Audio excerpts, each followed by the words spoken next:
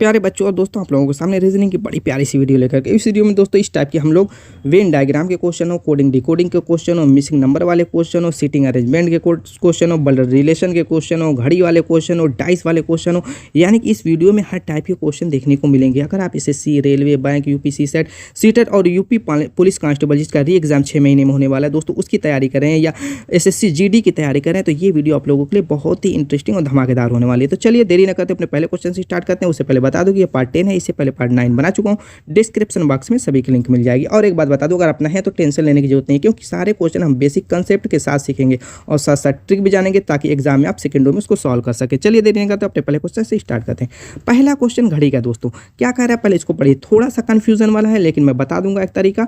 तो इस टाइप का क्वेश्चन देखिए, यूपी पुलिस कांस्टेबल 2018 में पूछा है, 2019 में भी इस टाइप का क्वेश्चन पूछा था। तो देखते हैं क्या कह रहा है कि एक घड़ी हर 3 घंटे में 12 सेकंड तेज हो जाती है। क्या कह रहा है कि एक घड़ी हर 3 घंटे में कह रहा है कि 12 सेकंड तेज हो जा रही है, 12 सेकंड तेज हो रहा है। तो एक घंटे में कितना सेकंड तेज होगी, तो यहाँ पर दोस्तों निकाल लीजिए। तो 3 से भाग देंगे तो 4 3 12, यानी कि 4 सेकंड।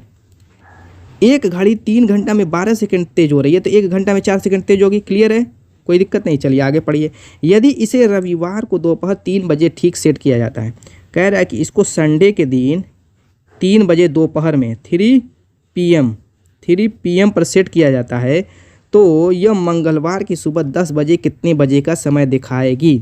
मंगलवार की सुबह 10 बजे कितने बजे का समय दिखाएगी। तो दोस्तों इसका सीधा सा तरीका ये है कि हम देख लें कि ये कितने घंटे रोटेट कर रही है, यानी कि मंगलवार तक पहुंचते पहुंचते ये कितने घंटे का समय ले रही है। वही घंटा हमें निकल जाएगा तो पता चल जाएगा, क्योंकि हमें पता है कि 1 घंटे में 4 सेकंड अधिक तय करती है, यानी 4 सेकंड तेज हो जाती है। तो हमें पता चल जाएगा। पहले पता कीजिए कि ये मंगलवार 10 बजे सुबह की बात कर रहा है, AM। तो दोस्तों यहाँ से देखिए 3 PM ये संडे की बात कर रहा है और मंडे गायब कर दिया। यहाँ मंडे का पूरा एक गैप ले रहा है, तो 24 घंटा लगेगा।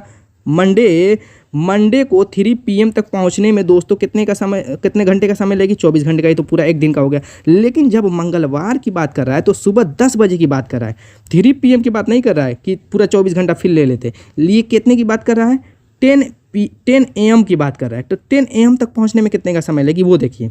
मान लीजिए कि 3 बजे सोमवार को आ गई, 24 घंटे का समय ली, 3 बजे दोपहर में आ गई। अब ये 3 बजे दोपहर से फिर 3 बजे रात का जो भोर वाला समय होता है, यानी 3 AM तक आने में कितने घंटे का समय लगी, आप कहेंगे 12 घंटे का। अब फिर यही मंगलवार को 10 AM तक आने में कितने का समय लगी, 7 3 10, यानी 7 घंटे का। क्लियर हो गया, यानी टोटल को जोड़ लिए, 4 2 6 7 6 13 हो जाएगा। और ये आपका कितना हो जाएगा, 2 1 3 1 4 43 घंटा। अब ये 43 घंटा में कितना ज़्यादा मतलब आगे बढ़ जाएगी वही हमें जानना है। तो 1 घंटे में आपने निकाल लिया 4 सेकंड, तो 43 घंटा में निकाल लेते हैं। 4 3 12 हो जाएगा, 4 4 16 1 17, 172 सेकंड। अब इसको थोड़ा सा मिनट में भी कन्वर्ट कर लीजिए, तो 60 से भाग दे दीजिए, तो 6 दूना के 12, 2 मिनट हो जाएगा और 52 सेकंड। 2 मिनट 52 सेकंड ये तेज हो जाएगी। अगर 10 बज रहा है, कह रहे मंगलवार को सुबह 10 बजे कितने बजे का समय दिखाएगी, तो 10 बज रहा है तो 10 बजकर 2 मिनट 52 सेकंड का समय ये दिखाएगी। क्लियर। अब देखिए 10 बजकर 2 मिनट 52 सेकंड का समय दिखाएगी। Option A is the right answer. कोई दिक्कत नहीं होनी चाहिए, दिक्कत होगी कमेंट कीजिएगा। एक और क्वेश्चन अगली वीडियो में हम करा देंगे। नेक्स्ट क्वेश्चन यहाँ पर कह रहा है कि यदि जू बराबर 2 तथा 10 बराबर 8 तो वीयर बराबर क्या होगा।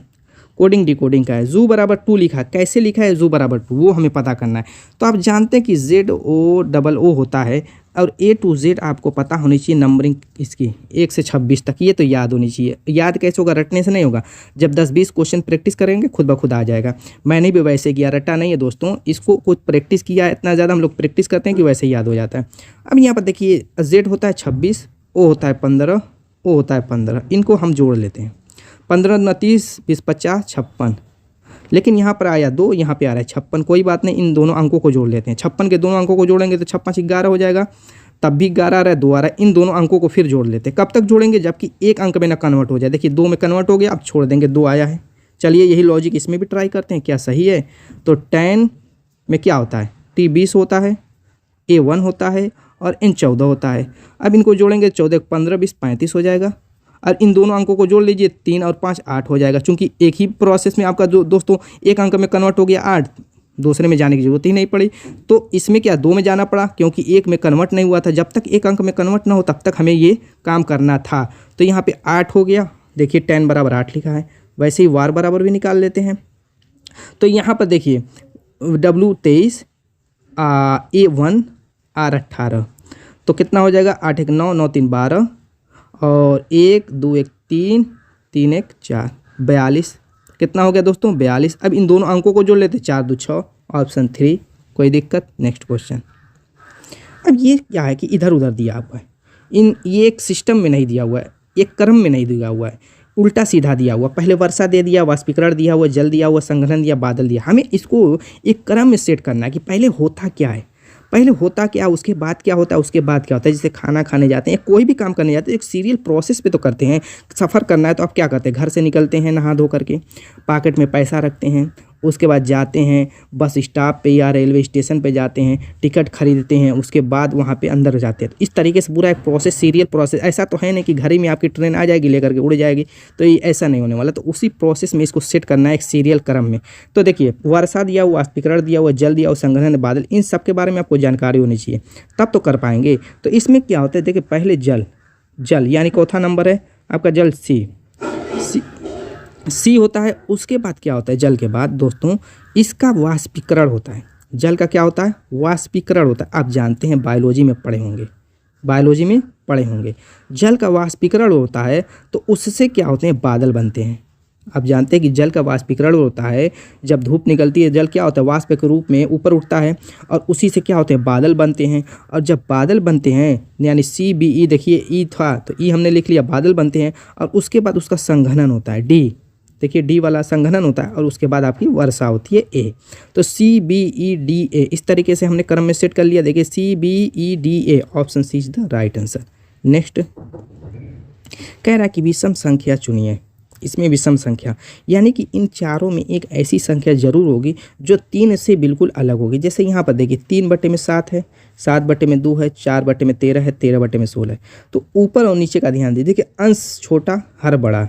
अब इसमें देखिए अंश बड़ा हर छोटा, अंश छोटा हर बड़ा, अंश छोटा हर बड़ा, यानी सिर्फ इसको छोड़ करके बाकी सब में क्या है, अंश छोटा है हर बड़ा है। लेकिन इसमें क्या है, अंश बड़ा है हर छोटा है, यानी option B is the right, यही विषम है। नेक्स्ट अब यहाँ पर कह रहा है कि भोजन का संबंध जिस तरीके से पेट है, ईंधन का संबंध वैसे ही कैसे होगा। भोजन का संबंध पेट से है, यानी पेट को जब भोजन पहुँचता है तभी पेट क्या होता है, उसको एनर्जी फील करता है और हमारे शरीर को ऊर्जा। और बाकी जितनी भी चीज़ें बनती है दोस्तों पेट में जाने के बाद भोजन के ही बनती हैं और हमारा शरीर कार्य करता है, आपको पता है। वैसे ही जो है ईंधन किस में जाने से वो कार्य करता है और उसके द्वारा और भी चीज़ें कार्य करती हैं। कार, आप कहेंगे कार, तो क्या रेलगाड़ी भी तो हो सकती है, इंजन और वाहन। तो दोस्तों क्या होता है, आप जानते हैं इंजन होता है, इंजन में ईंधन पड़ता है तो वो कार्य करता है। और जब वो कार्य करता है तो रेलगाड़ी हो, चाहे कार हो, चाहे वाहन हो, इन सबको क्या करता है, सिस्टम से चलाता है, यानी उनको चलाने का कार्य करता है। तो किसकी ज़रूरत पड़ती है, इंजन को ईंधन की ज़रूरत पड़ती है। Option C is the right answer. Next question, यहाँ पर भी मिस किया हुआ है अल्फ़ाबेट। अब इसके पैटर्न को पहले समझना है कि किस तरीके से ये बढ़ रहा है। जैसे AG है, ठीक है, तो यहाँ पर A है और यहाँ पर G है, इनके बीच कितने 2 2 4 1 5, यानी छठे नंबर का ले लिया, ठीक। LR, जैसे L है R है, यानी ये भी क्या है, छठे नंबर का ले लिया है, 6 प्लस करके जा रहा है। ऐसे W है और उसके बाद C है, तो W इधर 3 ले लिया है गायब और यहाँ पे 3 ले लिया है तो C पे आ गया है। ऐसे ही HN है, तो H यहाँ पर था और N यहाँ पर छठे नंबर का ले लिया है, यानी छठे नंबर का ले रहा है। तो अब हमें ऑप्शन में देखना है कौन से ऐसे ऐसे ऑप्शन है जो छठे नंबर पर आ रहे हैं। पहले और दूसरे में 6 का गैप है। जैसे Q और Y है, Q यहाँ पे है और Y यहाँ पे है, 2 2 4 2 6, ये तो वैसे ही गलत हो गया, ये तो 8 कर ले रहा है। RX, अब देखिए यहाँ पर R है और यहाँ पर X है, 2 2 4 2 6, बिल्कुल सही है, ये वाला आपको मिल रहा है। SY, अब देखिए S यहाँ पर है और Y यहाँ पर, ये भी मिल रहा है। TZ, T यहाँ पर है, Z यहाँ पर, 2 2 4 2 6, ये भी मिल रहा है, यानी 3 ठो मिल गया। अब क्या करेंगे, अब कैसे ढूंढेंगे इन तीनों में कि कौन सही है। तो अब देखिए एक और चीज़, A से L बना, L से W बना, W से H बना। अब इनमें देखिए कितने का गैप है, उस हिसाब से ही अगला हम पता करेंगे कि R से शुरू होगा, T से शुरू होगा या S से शुरू होगा। तो A से G, A से L आपका बना है तो यहाँ पर आया, यानी 2 2 4 2 6 2 8 2 10, बीच में 10 गैप है, बीच में 10 गैप है। और L के बाद W बना है, देखिए L है, W है, 2 2 4 2 6 2 8 2 10, 10 का गैप हो रहा है। अब देखेंगे यहाँ पर H है तो अगला कौन H से 10 का गैप करके आ रहा है। तो H के बाद यहाँ H है तो 2 2 4 2 6 2 8 2 10 यानी एस आ रहा है, एस वाई वाला सही होगा। Option C is the right answer. इस तरीके से अगर कंफ्यूज में पड़ जाओ, कई मिल जाए, तो ऐसे लॉजिक अपनाएंगे। नेक्स्ट क्वेश्चन देखिए क्या कह रहा है, मिसिंग नंबर का है। इसका मैं लॉजिक बताऊंगा, कमेंट आपको करना है, ठीक है। आंसर आप लोगों को कमेंट कर देना है। यहाँ पर 32 आया, कैसे 55 आया, उसी लॉजिक से ही यहाँ पर मिसिंग नंबर आएगा। तो 2 फिगर दिया हुआ है आप लोगों को मिसिंग लॉजिक ढूंढने के लिए। तो चलिए देखते हैं। यहाँ पर देखिए 9 है, 3 है, 5 है। बाहर वालों की हेल्प से ही अंदर वाला आता है, आपको पता है। तो चलिए देख लेते हैं। अगर सबको जोड़ते हैं तो 9 5 14, 3 17, 2 34, ज़्यादा हो रहा है, नहीं आएगा। अगर घटा लेते हैं, अगर इस तरीके से देखिए 9 3 के 27, यानी 9 गुणे 3 करके अब प्लस 5 को जोड़ दें तो 32 आ जा रहा है, बिल्कुल सही है। ऐसे ही यहाँ पर देखिए 8 6 48 में 7 जोड़ें 55 आ जा रहा है। यानी क्या किया जा रहा है, इधर वाले का गुणा किया जा रहा है और उसके बाद जो गुणा करने के बाद आ रहा है इधर वाले को ऐड कर दिया जाता है। तो आ गई लॉजिक, कमेंट। नेक्स्ट क्वेश्चन यहाँ पे देखिए क्रम वाला है। कह रहा है कि एक दौड़ में 5 व्यक्तियों ने भाग लिया। 5 व्यक्तियों ने एक दौड़ में भाग लिया, 1 2 3 4 और 5। चलिए, कार्तिक ने परभोज के ठीक बाद दौड़ पूरी की। कार्तिक ने कह रहा है कि परभोज के ठीक बाद, अगर हम कार्तिक को यहाँ ले लेते हैं तो कह रहा है कि परभोज के ठीक बाद दौड़ की पूरी की, यानी कि परभोज क्या था, कार्तिक से आगे था, तभी तो ऐसा हुआ। कार्तिक ने क्या कहा, परभोज के ठीक बाद दौड़ पूरी की, यानी कार्तिक से परभोज आगे था। फिर आगे कह रहा है फराज ने लक्ष्य से ठीक पहले दौड़ पर पूरी की। फराज ने क्या किया, फराज नाम का कोई बंदा था, वो क्या कह रहा है कि लक्ष्य से ठीक पहले दौड़ पूरी की, यानी लक्ष्य से वो क्या था, आगे था, और कार्तिक से आगे परभोज था। चलिए, अभी ये नहीं पता है कि परभोज इन लक्ष्य और फराज से आगे था कि पीछे था, ठीक है, ये आगे पढ़ के पता चलेगा। आगे कह रहा है अनिल ने फराज से ठीक पहले दौड़ पूरी की। अनिल ने कह रहा कि ये फराज जो है इससे ठीक पहले दौड़ पूरी की। अनिल ने क्या कह रहा है, फराज से, यानी कि वो फराज से आगे था। अब आगे कह रहा है कि अनिल दौड़ में तीसरे स्थान पर था। अनिल दौड़ में, चूंकि हमारा सेट ही हो गया है, अनिल तीसरे स्थान पर था, यानी अगर पहले पर परभोज, दूसरे पर कार्तिक, तीसरे पर क्या हो जाएगा, अनिल आ जाएगा, बाकी यहाँ पर नीचे हैं। ये तो क्लियर हो गया, एकदम क्वेश्चन के अनुसार हो गया। अब कह रहा है कि तब दौड़ में दूसरे स्थान पर कौन आया। तो दूसरे स्थान पर दोस्तों कौन है, यहाँ पर देखिए दूसरे स्थान पर आपका कार्तिक है। कार्तिक, ऑप्शन सी, कोई दिक्कत। नेक्स्ट क्वेश्चन सीटिंग अरेंजमेंट का कह रहा है कि 6 व्यक्ति एक वृत्त में बैठे हुए हैं। एक वृत्त है, ठीक है, इसमें 6 व्यक्ति इस तरीके से बैठा देते हम लोग भी। 6 व्यक्ति बैठे हैं। जे एन और ओ के बीच में, कह रहा है जे एन और ओ के बीच में, अगर जे को हम कहीं ले लेते हैं, जैसे मान लीजिए कि जे कह रहा है कि एन और ओ, सॉरी एन को हम यहाँ पर ले लें, ओ को यहाँ पर ले लें, तभी तो जे यहाँ पर आएगा। वही कह रहा है कि जे एन और ओ के बीच में है। एन और ओ के बीच में क्या है, जे है। क्लियर। आगे कह रहा है एन एम के विपरीत है। एन जो कह रहा है एम के विपरीत है, एम यहाँ पर रहेगा तभी एन एम एक दूसरे के विपरीत होंगे। हमें क्वेश्चन के अनुसार ही इसको सेट करना रहता है दोस्तों, इसका कोई अलग से जो ट्रिक फ्रिक नहीं होती। ऐसे ही क्वेश्चन पढ़ते जाएंगे और सेट कर, हाँ दायां बायां इसमें समझना रहता है और दिशा का ज्ञान होना रहता है, और कुछ नहीं। चलिए, एन एम के विपरीत है और एल जो है एन के किसी भी पड़ोसी सीट पर नहीं है, और कह रहा है कि एल जो है, एन जो ये है इसके किसी भी पड़ोसी सीट तो इसकी एक ही तो यही बची है, तो एल यहाँ पर नहीं होगा तो यहाँ पर होगा तब। तो अब यहाँ पर कौन होगा, एक ठो और बचा है। 6 व्यक्ति थे तो एक ठो ये जगह बची हुई है, किसकी बची है, किसी की पड़ोसी सीट पर नहीं। आगे कह रहा है के विपरीत कौन है, तो यहाँ पर के ही तो होगा, के बचा है। तो और कह रहा है कि के विपरीत कौन है, के विपरीत कौन है, ओ है, option B. Next question age वाला क्वेश्चन है। कह रहा है कि 4 वर्ष पूर्व सूरज की आयु 4 वर्ष बाद विशाल की आयु का अनुपात 1 संबंधी 1 का है। 4 वर्ष पहले सूरज की आयु, 4 वर्ष बाद विशाल की आयु का अनुपात कह रहा है कि 1 संबंधी 1 का है, यानी इन दोनों की आयु का अंतर कितना हो जाएगा, 8 होगा। तभी तो कह रहा है 4 वर्ष पूर्व, यानी कि अगर मान लीजिए कि आज 2024 है, 4 वर्ष पूर्व का मतलब 2000, यानी 2020 में विशाल की जो आयु थी, और 4 वर्ष बाद यानी कि 2028 में सूरज की जो आयु थी वो दोनों की आयु बराबर थी, क्योंकि उनका अनुपात कह रहा है 1 संबंध 1 है। इसका मतलब दोनों की आयु क्या थी, बराबर थी। यानी कि इन दोनों की आयु में अंतर कितना है, देखिए 2020 और 2028, 8 वर्ष का। इनकी आयु में अंतर कितना हमने निकाल लिया, 8 वर्ष का। आगे कह रहा है वर्तमान में इनकी आयु का अनुपात 5 संबंधित 3 है। वर्तमान में इनकी आयु का अनुपात 5 संबंधित 3 है, तो इसके आयु के अनुपात का अंतर कितना है, 2 यूनिट, और इसी 2 यूनिट का मान कितना है, 8 वर्ष है। अभी हमने निकाला है। इनकी आयु में जो आयु का अंतर है वो 8 वर्ष का है और अनुपातिक जो अंतर है वो 2 का है, 2 यूनिट का है। तो 1 यूनिट का मान निकाल लीजिए, कितना हो जाएगा, 2 से भाग देंगे तो 4 वर्ष हो जाएगा। यहाँ तक दिक्कत नहीं होनी चाहिए। आगे पढ़िए।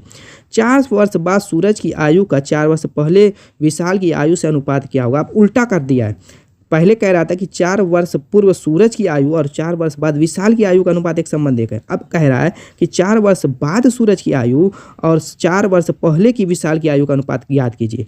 तो अब बताइए, अनुपातिक मान हमें निकल गया, 1 यूनिट का मान 4 है। तो यहाँ से दोस्तों पहले हम ये जानेंगे कि 5 किसका मान था, 3 किसका अनुपातिक मान था। तो यहाँ से हमने पता 4 वर्ष पूर्व सूरज की आयु और 4 वर्ष बाद विशाल की आयु का अनुपात एक संबंध एक है। तो 4 वर्ष पूर्व सूरज की आयु कह रहा है और 4 वर्ष बाद विशाल की आयु का अनुपात एक संबंध एक कह रहा है। इसका मतलब सूरज बड़ा है और विशाल छोटा है, यानी कि सूरज का अनुपातिक मान जो था वो 5 था। कितना था सूरज का 5 था और विशाल का कितना था अनुपातिक मान, 3 था।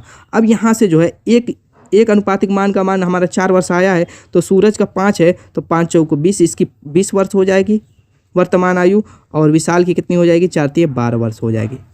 अब कह रहा है क्या कि 4 वर्ष बाद सूरज की आयु 4 वर्ष पहले विशाल की आयु का अनुपात। तो 4 वर्ष बाद सूरज की आयु कितनी हो जाएगी, 20 4 24 हो जाएगी। और 4 वर्ष पहले विशाल की आयु क्या हो जाएगी, 12 में से क्या करेंगे, 4 को घटाएंगे। 4 वर्ष बाद का तो 20 में हमने 4 को जोड़ा, 4 वर्ष पहले कहेगा तो 12 में से 4 को घटा देंगे तो कितनी हो जाएगी, 8 हो जाएगी। यानी 24 संबंध 8 काट लीजिए, 8 तिरिके 24, 3 संबंध 1 कितनी हो जाएगी, 3 संबंध 1 इनका अनुपात हो जाएगा। Option B is the right answer. कोई दिक्कत हुई? नेक्स्ट क्वेश्चन यहाँ पर देखिए क्या कह रहा है। 3 स्टार 2 स्टार 8 स्टार 4 बराबर 432, 2 स्टार 4 स्टार 4 स्टार 4 बराबर 816। तो 3 स्टार 3 स्टार 5 स्टार 1 बराबर क्या होगा। यानी कि एक तरीके से कह सकते हैं कोडिंग भाषा में ये सारी चीज़ें दी हुई हैं, तो उसी को हमें तोड़ना है, इसको डिकोड करना है और वही लॉजिक ढूंढ करके इसमें अप्लाई कर देना है। तो चलिए मैं ट्रिक बता दूंगा, आपको कमेंट कर देना है, ठीक है। यहाँ पर देखिए 3 स्टार 2, अगर हम 3 स्टार 2 को 3 गुणे 2 कर दें, ठीक, और यहाँ पर इंटू लगा करके 8 स्टार 4 को 8 गुणे 2 कर 8 गुणे 4 कर दें, और यहाँ पर कुछ ना भी रहे, स्टार एक ये पूरा का पूरा हमने ख़त्म कर दिया। तो 3 दूना के 6 कर दें और ये 8 चौक को 32 कर दें, डायरेक्ट ऐसे लिख दें, 2 2 का गुणा करके, तो 632 आ गया। देखिए ऐसे यहाँ पर भी करें, जैसे 4 दूना के 8 कर दें और इन दोनों का गुणा करके 4 चौक को 16 एक में लिख दें तो 816 हो गया। दोस्तों इसका आंसर कमेंट कीजिए। नेक्स्ट क्वेश्चन कह रहा है कि सांप छिपकली सरीसृप 3 डायग्राम। अब दोस्तों ये कैसे एक दूसरे से रिलेट करेंगे, कैसे जुड़ेंगे, उसी हिसाब से ही हमें दिमाग लगा करके डायग्राम बनाना है। बस इनमें रिलेशन निकाल देना है और उस हिसाब से डायग्राम बना देना है। देखिए छिपकली हो या सांप, दोनों होते हैं सरीसृप यानी रेंगने वाले जानवर। तो यहाँ पर बड़ा वाला डायग्राम हम बना देंगे किसका, सरीसृप का। किसका दोस्तों, सरीसृप का। अब यहाँ पर इसमें सांप भी आएगा, छिपकली भी आएंगे, सांप भी आएगा, छिपकली भी आएंगे, लेकिन छिपकली अलग है, सांप अलग प्रजाति है, दोनों एक दूसरे से तो मिलेंगे नहीं कहीं से। तो जब नहीं मिलेंगे तो सिर्फ ऐसे ही छोड़ देंगे। Option A is the right answer. अगला क्वेश्चन यहाँ पर देखिए, घड़ी का ये भी है, बड़ा प्यारा सा दोस्तों क्वेश्चन, थोड़ा सा दिमाग लगाना पड़ेगा इसमें, तभी जा करके आप सॉल्व कर पाएंगे, वरना गलत हो जाएगा। देखिए कह रहा है कि घड़ी की दोनों सुइयों के बीच कोण 20 डिग्री है। घड़ी की दोनों सुइयों के बीच यानी कि मिनट और घंटे वाली सुई के बीच इस तरीके से कह रहा है कि ये कोण 20 डिग्री है, ठीक। और घंटे की सुई 2 से 3 के बीच है। घड़ी द्वारा दिखाया गया समय क्या होगा। आप जानते हैं कि 1 घंटा में 30 डिग्री का कोण बनता है, यानी कि अगर घड़ी और मिनट की सुई 2 और 3 के बीच में है तो ये 30 डिग्री का कोण बनाएंगी। इतना क्लियर है, कोई दिक्कत नहीं होनी चाहिए। अगर नहीं पता तो देखिए ऐसे निकालते हैं। कैसे निकालते हैं कि 1 घंटे में 30 डिग्री है, पूरा एक चक्कर लगाएंगे तो 360 डिग्री का कोण बनेगा। और घंटे वाली सुई पूरा एक चक्कर लगाने में कितना समय लेती है, 12 घंटे का। तो 1 घंटा में कैसे निकालेंगे, 12 से भाग दे दीजिए तो 12 तिया 36, 30 डिग्री निकल गया। क्लियर हो गया कि 1 घंटे में 30 डिग्री का कोण बनता है। तो 2 घंटे में 60 डिग्री का बनेगा, 3 घंटा में 90 डिग्री का बनेगा। अब कंडीशन 2 ठो बनेगी, कब कब 20 डिग्री का कोण बन सकता है। अगर 2 और 3 बजे के बीच घंटे वाली सुई है, 2 बजकर अगर हम 2 कब 20 डिग्री का कोण कैसे बनेगा, जैसे अगर मान लीजिए कि 2 पर सुई है 3 पर, ऐसे 2 और 3 है तो ये तो 30 डिग्री का बनेगा। जब 2 से ये नीचे आएगी, थोड़ा सा यहाँ पर आएगी 10 डिग्री और कोण घटेगा, तब तो 20 डिग्री बनेगा। एक तो ये कंडीशन होगी। अब मान लीजिए कि मिनट वाली सुई यहाँ पर 12 पर थी, 2 बज रहा था, ठीक, 2 बज रहा था। अब 2 बज के यहाँ पर देखिए, ये 1 वाली सुई थी, ये 2 वाली, 2 बज के यहाँ पर घड़ी वाली सुई 1 वाले से भी और थोड़ा नीचे आएगी तब भी 20 डिग्री का, इन 2 कंडीशन बनेगी। देखिए दोनों कंडीशन मैं दिखाऊँ। एक तो ये कंडीशन बनेगी 2 बज के 6 या 7 मिनट के आसपास होगा तब 20 डिग्री का कोण बन सकता है। 2 और 3 बजे की बात कर रहा हूँ, 2 घंटे की सुई 2 और 3 के बीच में कब रहेगी तो 20 डिग्री का बन सकता है। एक तो 2 बज के 6 या 7 मिनट के आसपास होगा तब 20 डिग्री का कोण बनेगा, और दूसरा कब बनेगा, जब जो है घड़ी की सुई यहाँ पर मिनट वाली सुई यहाँ पर आएगी, यानी कि 2:15 के आसपास होगा, 2:15 के आसपास होगा तब 20 डिग्री का कोण बनेगा। 2 कंडीशन बनेगी, तो दोनों कंडीशन सॉल्व करेंगे। चलिए थोड़ा सा इसको साफ कर लेता हूँ, उसके बाद इसको सॉल्व करते हैं सेकेंडों में। मैं बस ये बताने की कोशिश कर रहा कि 2 कंडीशन बनेगी, ठीक है। एक तो जो है आपके मैं बताया कि ये वाली, एक तो ये वाली, दोनों में 20 डिग्री का कोण बनेगा। 2 और 3 बजे के बीच घंटे वाली सुई रहेगी। तो यहाँ से यहाँ तक देखिए, यहाँ पर 12 पर अगर है तो ये पूरा जो है 2 घंटे में कितने डिग्री का कोण बनेगा, आप कहेंगे 60 डिग्री का। तो पहले हम कोण का अंतर निकालेंगे, यानी 60 डिग्री का, और हमें निकालना है 20 डिग्री। एक तो माइनस करेंगे और दूसरी कंडीशन में क्या करेंगे, 60 में 20 को प्लस करेंगे। अब बटे में क्या करेंगे इनके, देखिए बटे में दोस्तों देखिए, अगर मिनट वाली सुई 6 मिनट आगे बढ़ती है तो 6 मिनट में घंटे वाली सुई 0.5 मिनट आगे बढ़ेगी। तो इनकी गति का किससे कह सकते हैं, चाल का हमें डिफरेंस निकाल देना है, या दूरी का अंतर निकाल देना है। यही काम इसमें भी करना है। 6 - 0.5, 2 कंडीशन बन रही है। अब ऊपर आपका क्या हो जाएगा, 40 हो जाएगा, और नीचे दोस्तों अगर घटाएंगे तो 5.5 आएगा। क्लियर।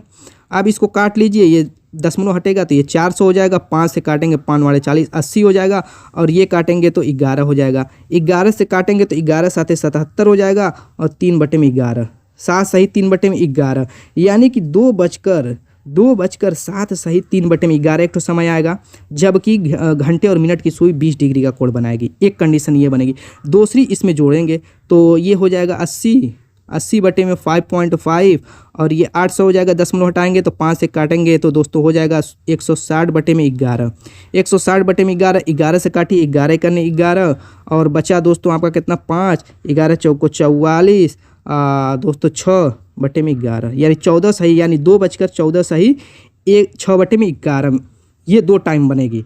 तो 2 टाइम का मतलब देखिए ऑप्शन में 2:07 सही 3/11 एक है, और बी वाला कह रहा है 2:14 सही 6/11, यानी दोनों समय है। तो ऑप्शन ऐसा देखेंगे कि A and both, option D देखिए ए और बी दोनों।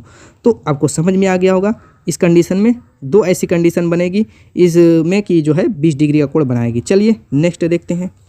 ऐसे क्वेश्चन का उलझाऊ होते हैं, ऐसा नहीं कि एग्जाम में सिर्फ इजी क्वेश्चन देगा, कुछ इजी देगा तो कुछ टफ भी क्वेश्चन देगा। तो इसीलिए हर टाइप के क्वेश्चन को सॉल्व कीजिए ताकि आपका दिमाग उस हिसाब से सेट रहे। अब देखिए ओपन डाइस का ये क्वेश्चन है, कह रहा है कि यदि दी गई व्यवस्था का प्रयोग करके एक घन बनाया जाता है तो फल के सामने कौन सा भाग होगा। इसका पहले तरीका थोड़ा सा जान लीजिए। देखिए सीधी लाइन में पहले देखेंगे, जब भी सीधी लाइन में देखेंगे तो पहला हमेशा एक गैप करके, यानी पहला तीसरे के अपोजिट होगा। अगर 4 ठो रहेगा तो दूसरा चौथे के अपोजिट रहेगा। अगर ऐसा 4 ठो न रहे, 3 ठो रहे और फिर अगल बगल रहे, तो उस हिसाब से अभी सोचेंगे। जैसे इसमें है, इस टाइप के क्वेश्चन मैं और भी वीडियो में करा चुका हूँ दोस्तों, उसको देख लीजिएगा, समझ में आ जाएगा। यहाँ पर चलिए इस क्वेश्चन की हम बात करते हैं। अब देखिए इसमें क्या होगा, पहले हम देखेंगे कि इसमें 3 या 4 है सीधी लाइन में, तो यहाँ पर देखिए 3 है। तो इसमें क्या करेंगे, जो पहला वाला तना वाला है उसको लाएंगे पत्ती पे ऐसे जोड़ देंगे, यानी कि तना पत्ती के विपरीत होगा। क्लियर हो गया। अब यहाँ पर दोस्तों 2-2 है, अब क्या करेंगे, यहाँ पर भी 2 है, यहाँ पर भी 2 है। जब ये 2-2 है तो हम देखेंगे कि किसका मुख एक दूसरे से चिपका हुआ है। तो देखिए फूल वाला मुख और फल वाला एक दूसरे से यहाँ पर जुड़ रहा है, तो ये एक दूसरे के विपरीत नहीं होंगे। तो क्या होगा, बीज वाला फल के विपरीत हो जाएगा और फ्लावर वाला क्या होगा, कली के विपरीत हो जाएगा। तो पूछा किसके है, तो फल के सामने कौन सा होगा, फल के सामने बीज होगा। ऑप्शन देखिए B is the right answer. Next question यहाँ पर फिगर से रिलेटेड है दोस्तों, मिस किया हुआ है फिगर कैसे करेंगे, तो इसके पैटर्न को समझ लेते हैं। देखिए यहाँ पर पहले ब्लैक सर्किल था, क्या था, ब्लैक सर्किल, यहाँ पर ब्लैक सर्किल था, ठीक। उसके बाद वाइट स्क्वायर हो गया, फिर क्या हुआ, ब्लैक स्क्वायर हो गया, फिर वाइट सर्किल हो गया एक लाइन में, पहली लाइन में ये वाली लाइन। क्लियर।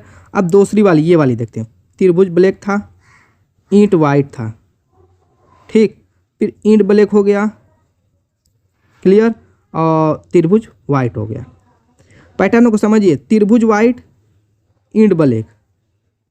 तो अब क्या होगा नेक्स्ट, यहाँ पर क्या होगा दोस्तों, यहाँ पर क्या हो जाएगा, जब यहाँ पर ईंट ब्लैक हो गया तो अब क्या होगा, ईंट वाइट होगा और त्रिभुज ब्लैक होगा। अब ईंट वाइट और त्रिभुज ब्लैक वाले देखिए ऑप्शन कहाँ कहाँ पे हैं। एक तो ये ऑप्शन दिख रहा है और एक तो ये दिख रहा है। अब इन दोनों में सही कौन है वो भी देख लेते हैं। जैसे यहाँ पर देखिए चतुर्भुज वाइट सर्किल ब्लैक, तो अब क्या होगा सर्किल वाइट और चतुर्भुज ब्लैक। अब दूसरी लाइन में देखिए सर्किल वाइट और चतुर्भुज black, option B is the right answer. Next question counting figure, कहना हमने चित्र में आयत की संख्या ज्ञात कीजिए। तो निकाल लीजिए आयत अगर इस टाइप से है दोस्तों तो उनका नंबरिंग कर लीजिए 1 2 3 और नंबरों को जोड़ लीजिए 3 2 5 1 6। इस टाइप से तो 6, जितने ज़्यादा होंगे जैसे यहाँ पे 4 हो गया तो 10 हो जाएंगे, सभी नंबरों को जोड़ते जाएंगे। आयत में ऐसे निकालते हैं। तो पहला फिगर यहाँ पे देखिए इसमें क्या है 3 है तो इसमें हो जाएगा, सबको जोड़ लेंगे तो 6। इसमें आयत की संख्या 6 निकल गई। चलिए 6 निकल गई। अब इसको थोड़ा सा मैं साफ कर लेता हूँ। इसमें आयत की संख्या 6 यहाँ पर लिख लीजिए। अब देखिए यहाँ पर ये आपका फिगर बना है, एक बड़ा ये आयत और एक ये छोटा इसमें आयत, तो 2 ठो ये हो जाएंगे। ऐसे ही यहाँ पर इस साइड देखिए तो 1 और 2 हैं तो दोनों को जोड़ लीजिए, 3 आयत इसमें हो जाएंगे। तो 3 2 5 6 5 11, क्या आंसर हो गया? नहीं। अभी साफ करते हैं। 11 आयत हो चुके हैं दोस्तों, बाहर वाला हमारा छोटा छोटा वाला ख़त्म मैटर 11। चलिए यहाँ पर 11 हम टाक लेते हैं। अब देखिए ये इस बड़े वाले में इसकी बात मैं कर रहा, एक ठो ये आयत बनेगा और फिर ये बड़ा वाला आयत बन जाएगा, यानी कि 2 ठो ये बन जाए। 2 ठो दोस्तों ये बन गए, कोई दिक्कत यहाँ तक? चलिए ठीक है। अब थोड़ा सा फिर कलर चेंज, इस आयत को देखिए, इस आयत को एक ठो ये बन जाएगा। दिक्कत यहाँ पर? कोई दिक्कत नहीं होनी चाहिए। फिर आप देखिए एक ठो ये आयत है और एक ठो ये आयत है, 2 ठो और हो गए। कितने हो गए? 3 2 5 11 5 16। अब सबसे बड़ा वाला एक ठो आयत जो ये है इसमें एक जुड़ जाएगा 17। Option C is the right answer. दोस्तों उम्मीद है कि वीडियो पसंद आएगी। मिलेंगे इस शानदार धमाकेदार टिप के साथ नेक्स्ट वीडियो में, तब तक के लिए बाय बाय।